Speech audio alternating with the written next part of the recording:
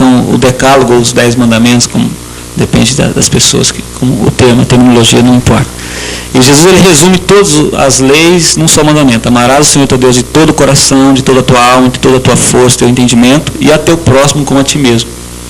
Então, se nós amarmos a Deus, que é o que nós precisamos, necessitamos, se nós amarmos o nosso próximo, com certeza as demais coisas, o cobiçar, o adulterar, o roubar, isso não vai acontecer, né? Porque o amor de Deus ele preenche o nosso coração. Então, na realidade, o amor nosso para com Deus ele é medido pelo amor que nós temos para com o próximo, né? Uma das cartas de João, o apóstolo João diz o seguinte, que se você disser que ama Deus e você não amar o teu próximo, você é mentiroso. Porque como você pode dizer que ama Deus, que você não vê, sendo que você não consegue amar o teu próximo que você vê? Então Deus ele relaciona muito o amor que nós temos para com Ele, e dizemos que temos, e demonstramos isso com amor com o nosso próximo. E amor não é sentimento, né? Amor eu costumo dizer que é um posicionamento, é uma atitude. Não adianta dizer para alguém que eu a amo, e se ela está passando fome eu não suprir a necessidade dela. Então é melhor eu não dizer, eu ir lá e mostrar uma atitude. Então a atitude é amor. O sentimento é consequência, o sentimento vem, né, pelas atitudes. Então realmente nesse versículo Jesus resume Jesus dá o diagnóstico do problema da humanidade e dá a solução, né, que é o amor a Deus e o amor ao próximo. Realmente tem a solução mesmo, né? Aqui a gente percebe pela palavra que realmente aqui está a solução para todos os nossos problemas. Nunca é tarde a gente voltar a Deus. Essa é uma das coisas que nós temos que pôr na cabeça, repensar em casa, os internautas que estão nos ouvindo nesse momento, e ver que realmente é uma das soluções. Eu perguntaria ao pastor Pedro, dentro dos problemas da sociedade, e uma pessoa, ela matou, ela é um bandido, ela estrupou, ela faz mal à sociedade, ela é negativa. Como que Deus, nesse momento, enxerga essa pessoa? Como é que ele vai direcionar isso daí? Então, o público quer saber do pastor, realmente, essa pessoa também, Deus terá misericórdia dela? Não compete, lá em Lucas 22 diz assim, que não compete ao homem julgar as pessoas. Porque nós não temos, se nós julgássemos a nós mesmos, com certeza nós não precisaríamos julgar o próximo. Então, Deus ele age pelo momento, né? Deus não é como o ser humano que guarda mágoa, rancor, né? Deus é um Deus, eu costumo dizer que Deus é o Deus da segunda chance. A pessoa, quando não importa, e para Deus não existe, pecado não existe tamanho, né? Não existe erros menores e maiores diante de Deus, todos são erros, são pecados, e devem ser banidos, extirpados da nossa vida, né? Nós temos que procurar. Deus nos criou conforme a imagem e a semelhança dele. Quer dizer, em Deus não há ódio, em Deus não há violência, em Deus há bondade e amor.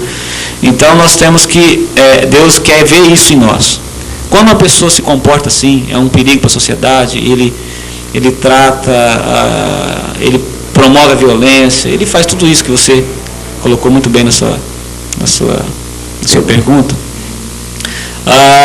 Deus ele olha muito o coração, né? Até o livro de Provérbios diz que sobre tudo que deve guardar, guarde o teu coração, porque dele procede as fontes da vida. Então Deus ele nos julga pelo nosso coração. A exemplo disso foi o ladrão, né? Que os 2 ladrões que foram crucificados, um à direita, outro à esquerda de Jesus, e um deles dizia o seguinte: olha, Jesus, você não é o Filho de Deus, né? Salva a ti mesmo e a nós. E o outro, né, do seu lado, dizia o seguinte: olha, fique quieto, porque nós ainda fizemos muitas coisas, nós merecemos o castigo que estamos tendo, mas esse justo aí, Jesus, o que ele fez? E esse mesmo ladrão se volta a Jesus e diz o seguinte: Jesus, lembra-te de mim quando vieres no teu reino. Naquele momento, né, aquele ladrão, ele se conscientizou de toda a maldade que ele tinha feito, de tudo aquilo que ele tinha feito errado, e ele se arrependeu.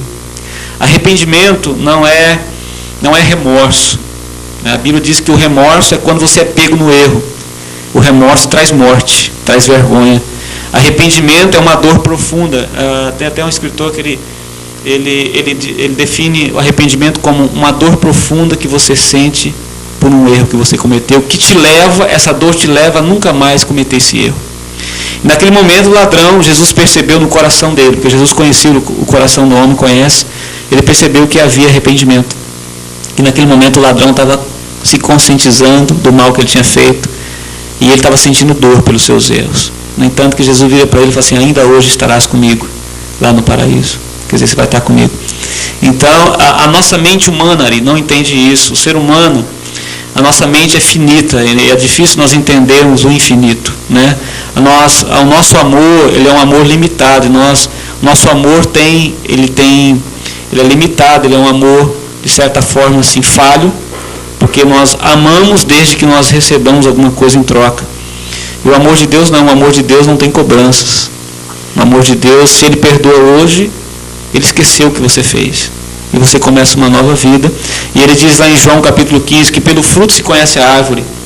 Então, o tempo passado não importa, importa que você vai produzir daqui por diante. No entanto que, às vezes você vê alguns depoimentos na televisão de ex-traficantes, líderes do Comando Vermelho, do PCC, assim por diante, são pessoas que estão nas cadeias e que recebem o Evangelho e se voltam para Deus, e você vê que o comportamento deles na cadeia muda, e eles se tornam presos exemplares, e daqui a pouquinho eles estão em liberdade assistida, e depois cumprem a pena, saem e tomam um novo rumo da sociedade. Alguns deles são mortos por perseguição dos próprios bandidos, né, que dizem o seguinte: olha, você vai, porque você mudou de vida, você vai nos entregar. Então, eles morrem, mas eles não voltam à velha vida, porque eles tiveram um encontro com Deus.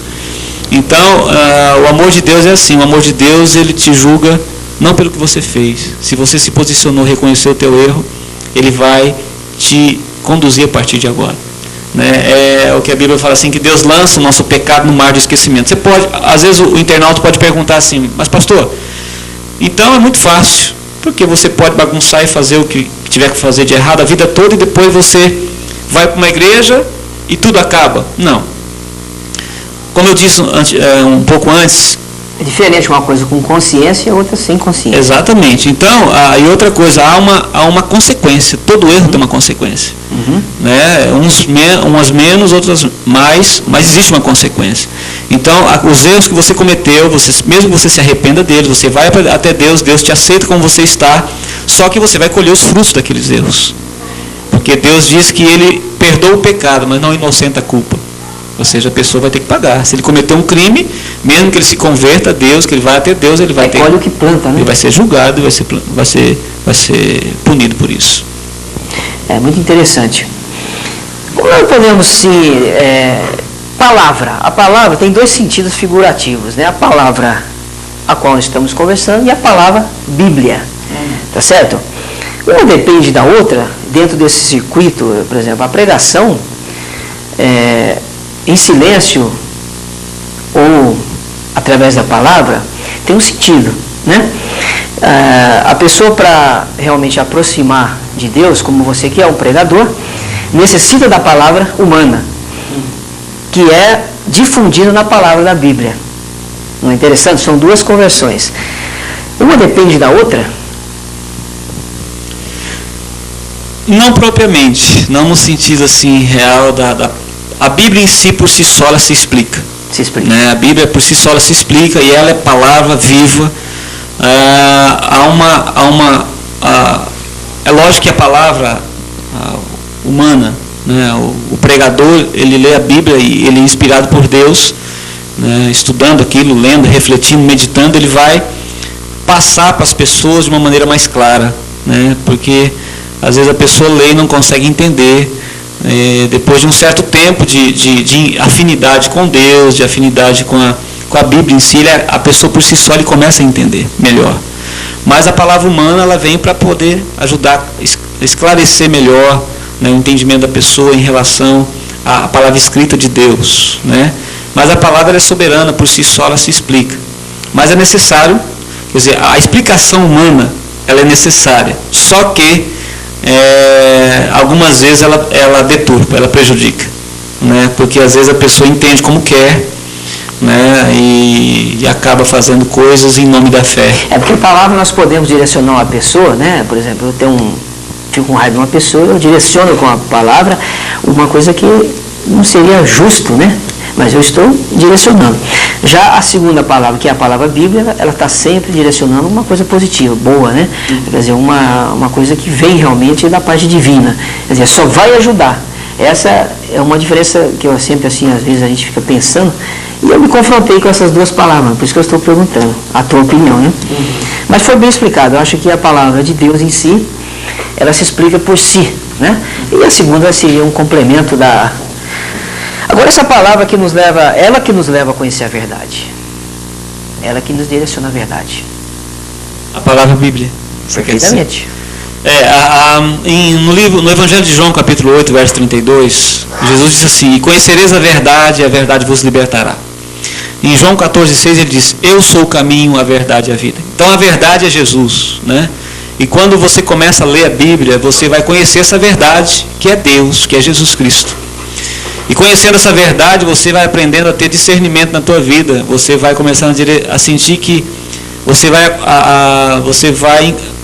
como diz a Bíblia, diz assim: lâmpada para os meus pés é a tua palavra, Deus, e luz para o meu caminho. Ou seja, lâmpada para os pés fala de você ter segurança onde você está pisando. Quando você começa a ler a Bíblia, você começa a ter segurança onde você está pisando. E luz para o caminho, ou seja, a Bíblia vai te apontar um novo caminho, né? A Bíblia vai te direcionar, né, para um lugar melhor, para uma atitude diferente, para um comportamento diferente, para uma visão diferente, né? Quando você começa a ler a Bíblia, você começa a ter uma visão diferente das coisas. No entanto, que a Bíblia é o livro mais lido no mundo. Com certeza. Estamos aqui nos estúdios da TV Imagem com o pastor Pedro, do Ministério da Comunidade Cristã. Pastor Pedro, o que você pode dizer aos internautas? É uma questão que às vezes as pessoas ficam pensando.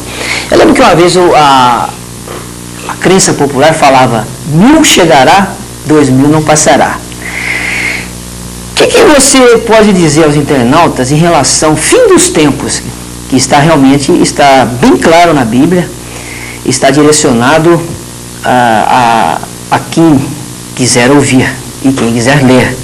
Está lá e muito bem explicado. O que você pode dizer aos internautas em relação a isso? Naturalmente falando, tudo indica que o mundo, ele por si só, ele está se autodestruindo. Tanto o homem quanto a natureza, em relação à natureza, e o homem em relação ao homem. E a camada de ozônio, que está com problema aí, aquecendo as geleiras, aquecendo a terra, e câncer, e peste, a enfermidade que vem uma atrás da outra. Nem se achou ainda a solução para o câncer, já tem a AIDS. Quer dizer, quando se está mexendo com a AIDS, aparece outra, e assim por diante. Então, tudo indica que realmente nós estamos no final dos tempos. Agora, biblicamente falando, eu estou falando assim, mais na área espiritual, biblicamente falando, existem profecias bíblicas em Mateus, em Daniel, em muitos livros da Bíblia, a respeito do final dos tempos. E todas essas profecias, todas elas se cumpriram já, né?